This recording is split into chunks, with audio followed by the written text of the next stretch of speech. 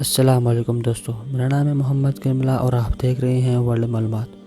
دوستو، آج کی اس ویڈیو میں ہم آپ کو جلیل القدر صحابی رسول تلاش راہ حق حضرت سلیمان فارسی رضی اللہ تعالیٰ عنہ کے متعلق بتائیں گے۔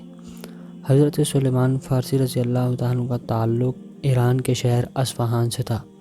ان کے والد علاقے کے زمیندار تھے۔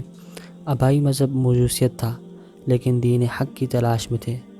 چنانچہ اس تلاش میں مدینہ منورہ پہنچ گئے اور وہاں نبی اکرم صلی اللہ علیہ وسلم سے ملاقات ہوئی تو اسلام کی حقانیت ان کے دل میں پیدا ہوئی اور اسلام کو قبول کر لیا۔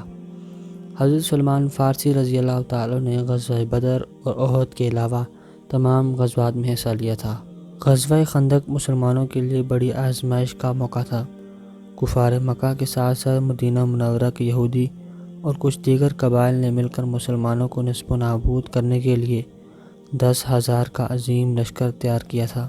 مسلمانوں کو خبر ملی تو مدینہ منورہ کی دفاع کی فکر لاحق ہوئی۔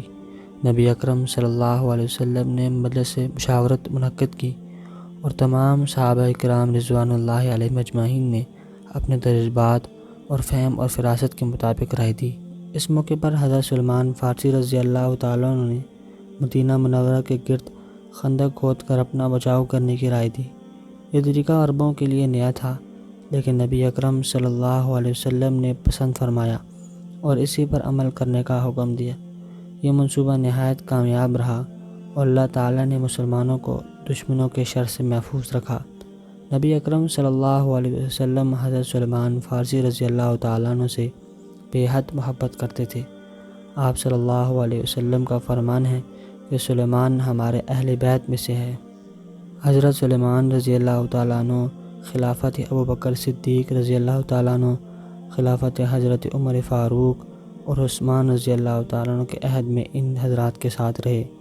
جب مسلمانوں کو دولت اور وراثت اور سہولیات سے فائدہ اٹھانے کا موقع ملا تو آپ رضی اللہ تعالیٰ عنہ گوشہ نشینی کی زندگی گزارنے لگے۔ آپ رضی اللہ تعالیٰ عنہ کو 6 سے 4 ہزار تک سالانہ عطیات ملتے رہتے تھے، مگر وہ سب تقسیم کر دیتے تھے اور خود محنت اور مشقت سے اپنی روزی کماتے تھے۔ حضرت علی رضی اللہ تعالیٰ عنہ نے اپنے دور خلافت میں حضرت سلیمان فارسی رضی اللہ تعالیٰ عنہ کو مدائن کا گورنر مقرر کیا تھا۔ ابھی وہاں پہنچے چند ہفتے ہی ہوئے تھے کہ 33 ہجری میں عالم اسلام کا یہ سورج غروب ہو گیا اور حضرت سلیمان فارسی رضی اللہ تعالیٰ عنہ کا انتقال ہو گیا۔ اللہ تعالیٰ حضرت سلیمان فارسی اور تمام صحابہ کرام رضوان اللہ علیہم اجمعین پر کروڑوں رحمتیں نازل فرمائے۔ آمین۔